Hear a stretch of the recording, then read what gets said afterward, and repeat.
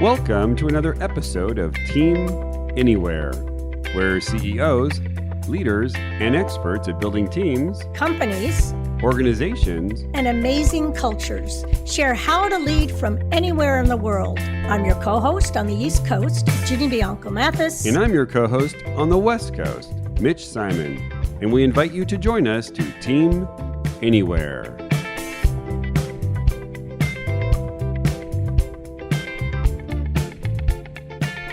Today on the podcast, we continue last week's podcast with Chen, founder of GeoTeaming and author of the new book, Engaging Virtual Meetings, my Bible for, engaging virtual meetings. We explore the role of fun, vulnerability, and getting over bossism to create virtual meetings that build team, relationship, and trust. I know you'll enjoy John's enthusiasm and his expertise on this week's segment of Team Anywhere.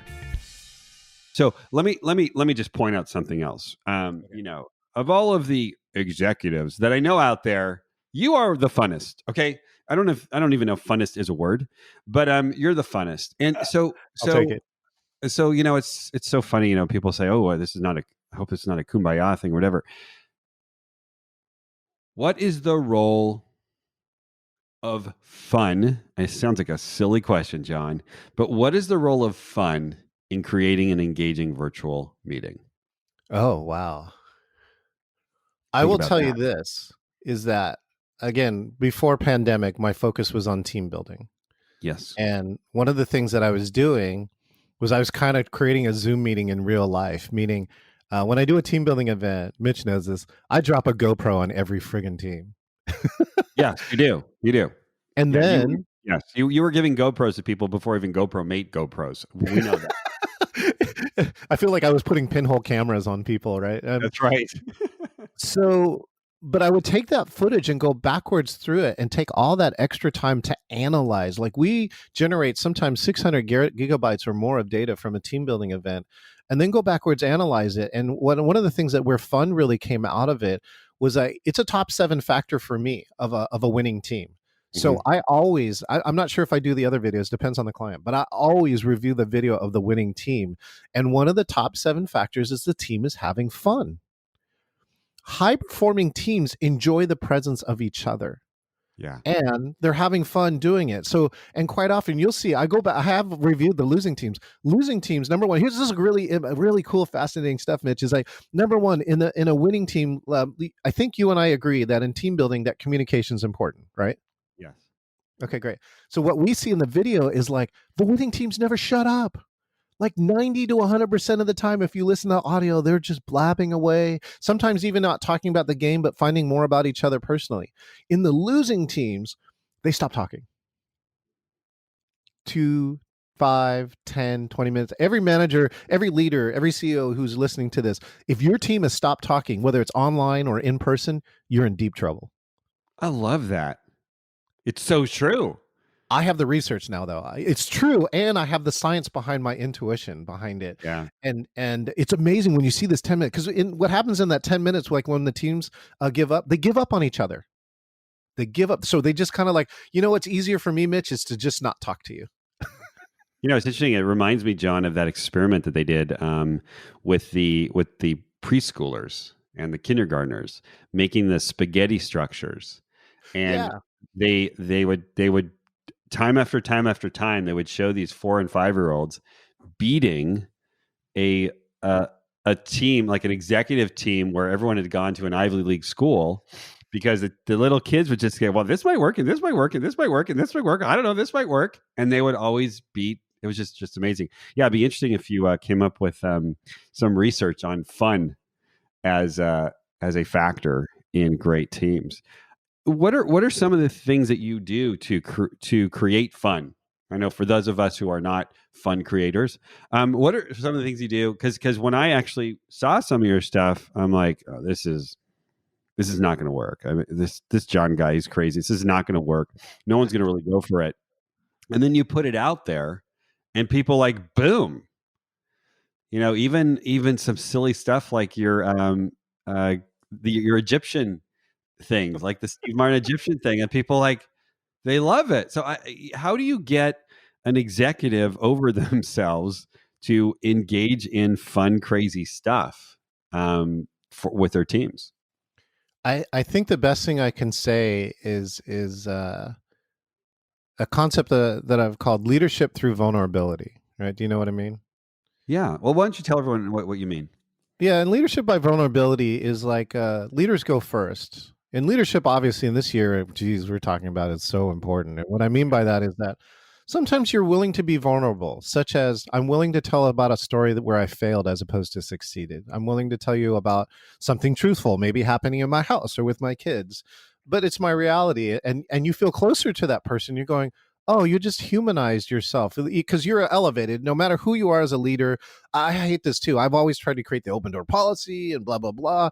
But there's something what I love to call bossism. And bossism is where an employee always looks at you different because you're the boss. Right. And you can't get over that. That's not on you. It's on them. And you can't fix that. But what you can do is be more approachable. What you can do is be more fun. And so how do I create fun? I mean, number one is again, and one of these factors too for high performing teams, Mitch loves because he's an improver. The yes and is really a key to fun, right? There's nothing worse than killing the buzz in your company, especially if you're a leader. If you're like, no, we don't do that, right? And it's just like, wait a minute, but we're all laughing, but we don't do that. Right. And so, in creating fun in virtual meetings, number one, I think it's super important. I'm also a big fan of mental health, and I think that we're not laughing enough. The virtual piece is actually making people more efficient. Your calendar is looking like Tetris, meaning that you don't have any more travel time, so you actually can have more meetings. But you may not be having more fun. And so I'll do little things, which is like virtual backgrounds. I'll play music. Like if you come in a one-on-one meeting with Mitch and I, we're playing some background music, even if it's for 10 seconds. And I can't believe the state change I get with people. Like I played ABBA Dancing Queen, and all of a sudden this person then not only like lights up, like in the 3 seconds I see them in the video, as soon as their audio connects, and they're always doing this, they're like dancing left and right. And then they come and tell me, and they're like, my dad loved playing ABBA. And so I end up triggering some big, Wow. parental memory unknowingly with that, and said that, ABBA was like my favorite music. So where else does fun belong in this is that, and how do I create fun? Some of that is the improv, which is like being funny, like a comedian is sometimes responding to the audience. That's why I love watching stand-up comedians, right? They're funny when they respond to somebody in the audience and they nail it, right? And that's what I think you need to do a little bit as a host. The other way to create fun is, play some of these games. There are these games. And again, if you can explain it as this is an opener to the meeting, we will dedicate 3 to 5 minutes of every meeting, right, just to do something fun, right? Just so that we can just trying to break up your day. And I have a client actually that's actually been pretty smart. They're, again, one of the very few clients, but booked in a 1 hour session for his team every 2 weeks on a regular basis. And my job is to make sure that hour is fun, that there's almost no work is discussed, but the team is connecting. And it's just trying to, this team it's a PR company, and PR companies are doing really, really well right now. And they just wanted to counteract how hard they're all working right now. And it's working. They said, they had a little break, and they said they missed me, and now they're back into it. And they just said this time is really useful and wonderful. So what are I love that. What are the benefits that you're finding with this team that is bringing you on to play virtual games every 2 weeks or every month? yeah, every 2 weeks. Every 2 weeks, they're playing virtual games with John. What are they getting out of that, John? Number one is the team is changing too. So they have some people coming in and out, and that you really get to know something about the team member that you may have not known. So for instance, in this last call that they had, we played something called PowerPoint karaoke. Do you know what PowerPoint karaoke is? I do not know what PowerPoint karaoke is. Why don't you tell us? PowerPoint karaoke is where a team, I put people into teams, and they have to present a slide deck they've never seen before. Yes. And I give them only 2 pieces of training. One is yes and, basically saying whatever your teammate says, just agree and go with it. And the second one is focus on your transitions, because there's 3 of you. Make sure you do some kind of positive handoff so the next person knows when to talk. And they had a blast. And so what they found out was one of the new team members is extraordinary in presenting. Right. And like somebody in the side chat while she was presenting going, I know who's leading all the customer presentations this week. From now on. Yes. That's great. Now on. That's great. No, so that game I do know. We've actually done it in the improv, and there are actually some theaters that are really big on doing a PowerPoint presentation. It is hilarious. Yeah. And I Battledecks, love that. PowerPoint karaoke. Yeah. And I love that what you're doing, and it's something that I do as well, is to, okay, let's take something that is a skill that team members still need, right? And then that goes back to team building, and make it really, really fun. And what I think we all know is that when people are having fun, they actually learn more effectively. I mean, I think that's really, really important. I was wondering, what are we're as we're recording this, we are very beginning of 2021. Yeah. Most likely we are going to be, let's say, 100% virtual for a while, until we get to the phase where we might be both in office and out of office. Yeah. What are some words of advice that you would give to executives, to team leaders, as to what to think about and what to do over the next, let's say, 3, 6, 9 months? Yeah, I think there's two pieces here that are really important. I got this question asked by MPI, Meetings Professional International TV, and it said, what advice can you give for 2021? And I just said this. I said, I'll give you the same advice that I gave people in March of 2020, which is plan for it to be this way. And I don't have a crystal ball, Mitch. I don't make vaccines either, right? I can help make your virtual meetings, suck a little less, but I don't make vaccines. I don't have a crystal ball. I don't know how this is going to work, even when you get a vaccine out there. So what I said is this: is like, imagine it's going to be this way and invest heavily in it. And when it all opens up, it's like gravy bonus. It's like frosting on a cupcake at that point. And that could be my best advice, because I have heard some people who just waited. They said, I'm just going to wait till it opens. And they lost a 10, 11, 12-month advantage. Yeah. And that's what I can really say is that, even one of my very good friends who's a CEO in Seattle, she doubled the revenue of her company when her business model was a food tour.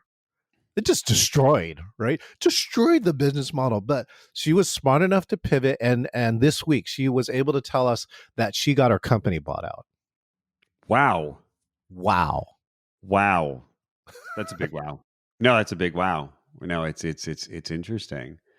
What I'm getting from this, John, is you've really taken your thinking around the elements of strengthening a team's interactions with each other. I'm hesitant to say the word team building, because a lot of people do think that team building is, as Patrick Lencioni would say, falling out of trees, which we don't do.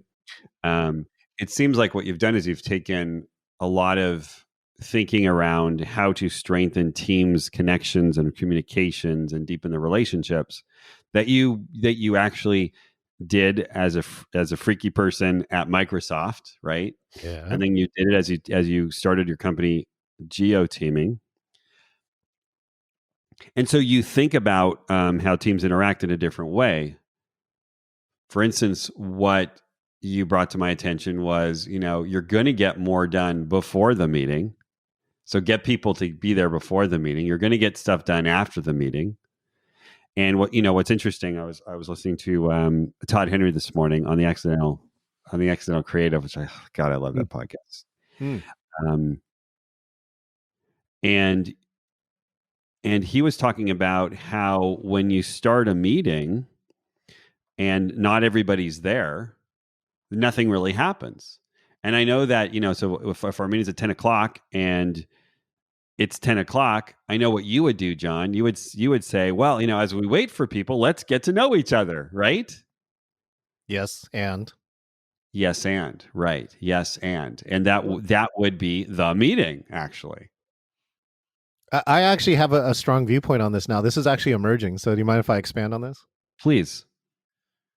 Which is, I feel like something has happened over this year too, right? And which is, we hit 10 o'clock and there's maybe one person here, and you're just like, hey, let's just wait a few minutes for everyone else to show up. Let's just wait. And the problem with that is, right? Oh my God. The problem with this is that it sends a signal going, what you're really saying in disguise is, you don't have to arrive here on time because I'm always going to stall. So just be late to my meeting all the time. And I don't care about your presence. So I feel really, really strongly like when I'm presenting, oh, if no one's there, I don't care. I'll start. I'll click record and I'll start going, oh, I know it's going to do that. And then when people come in, they're late or other things, then, they got to catch up and they'll find out. They don't want to, if I have a regular meeting, they don't want to do this. And so at Microsoft, just going back there, I started every meeting on time. And as soon as it took one meeting for people to figure it out, because quite often, if they did not show up on time, they got assigned a whole bunch of work. And everybody who was there would go, oh, I agree. And so you were backed up by a group. And so like almost nobody showed up late, at least at my meetings, only because they knew that they would suffer consequences for doing it. And I just think it's really important to do that because the other part it signals is that one person who showed up on time, I respect you and your time. Yeah. I think and I do think right now that is so important that the message that we send to everyone on our teams is that we really do respect your time. Especially your online time. Yeah, especially your online time. Right. Because we have so many other things that we could be doing, taking care of our kids, our dogs, our kids' dogs. That was my comedy bit about that. But anyways, let's get to as we close up. And if I had a stopwatch out and I said, okay, you only got 1 minute each, give us 3 quick tools that our listeners can use right now to heighten engagement of their meetings. Give me the 3 biggest ones. 3 biggest tools. Hold on, I got to start my own timer. Okay, go. 3 biggest tools. Take the time to design your meetings, right? Number 2, you're the host.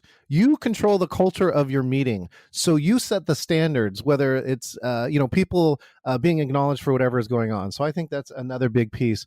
What's the next one? Get a producer, for crying out loud. If you have a high value meeting, take one of your other teammates or hire somebody who's producing your meeting so you as the host can focus on your people and not, admitting people in the chat room and all sorts of other types of things.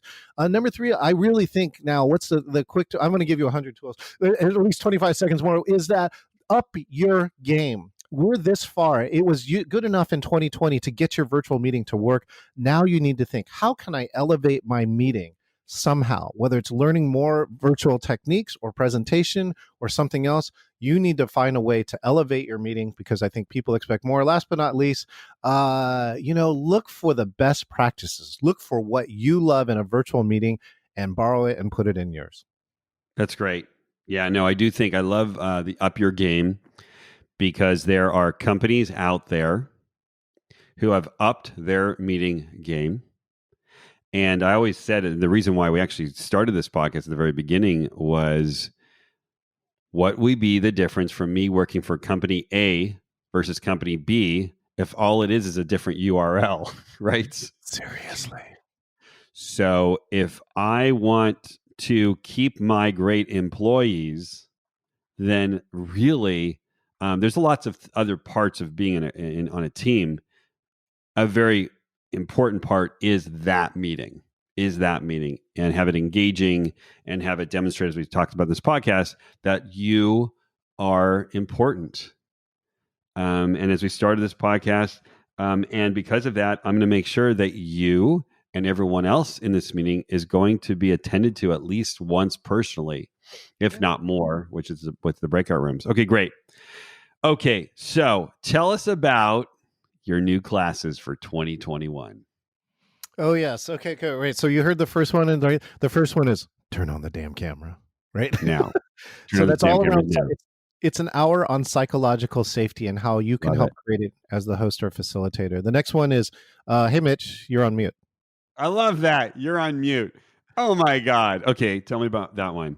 So, and if you haven't seen the London fireworks, they actually had drones in the air create the "you're on mute" symbol. It was awesome. This is the most common problem. And so that class is all around how do you avoid Zoom and other video platforms' most common technical problems, sharing slides, playing music, presenting more. And so those are some of the other classes. Virtual team building, I'm going to revive that class, which is how to do exercises with your team to really get your team to perform at a higher level. And the next one is the virtual presenter, which is how to use some of the top 1% tricks that people are not using for presenting online. there's so much presentation that happens here. Let's just regularly stop sharing slide decks and let's just really start thinking cinematically and saying, what can we do to really give that people that wow and blow people away with presentations? That's great. And now tell us about, again, the title of your book and how we could get your book. Excellent. The title of the book is Engaging Virtual Meetings, and you can get it at engagingvirtualmeetings.com, the website. We also have a set of classes where you can get, for the same price of the book as on Amazon, is $29. You can also get a 1-hour class in addition with it. Or, of course, you can always get it from Goodreads or Amazon. Goodreads goes to all your independent bookstores, which you should support. And Amazon has a Kindle version now for $17 anywhere around the world. Great. And do you have a website in addition to engagingvirtualmeetings.com? Yeah, you can go back to my original website, geoteaming.com. Although I got to tell you right now, Mitch, I got to rewrite that whole website from 2020. Yeah, I know. That's funny. We're rewriting ours as well because it's, everything is virtual, right? Yeah. So that's what we're serving up. Well, John, it was great to reconnect with you at the beginning of 2021. I wish you great success. I'm actually, I basically watch you to see what solutions I can provide to my clients. And for those of you who are listening, I would just basically say, look, we're in this for the long run. And if you want the best tools, John is usually 6 months to 12 months ahead of the curve on what works in the virtual world. So with that, thank you, John. Any words as we get out of here today? Yeah, I'll give 2 words here. Number 1, too, is Mitch presented in my original Engaging Virtual Meetings conference, number 1, the original. And I chose Mitch specifically because, he really pivoted and figured out how to present virtually. And I appreciate that. So my second conference is going to be in May, Mitch. And so okay. Mitch is either going to present or be on committee, the steering committee for it. But I can tell you that you can buy the replay to see Mitch actually present. So that's actually currently $97 to watch the replay over 20 hours of virtual engagement production. And then the new one is going to come in and it's going to have all new material because, geez, the world's already changed again. The second one is this. I'm just going to give this, with the numbers that are here in America, one really cool thing about engaging virtual meetings is that there is 0% chance to transmit COVID during an engaging virtual meeting. So if you are having a virtual meeting right now or sometime this week, thank you for your help in slowing the spread. So there we go. Right. Thanks, Mitch. Thank you, John. And thank you, our great listeners who listen to Team Anywhere every week. And we will see you next week on another episode of Team Anywhere. Team Anywhere.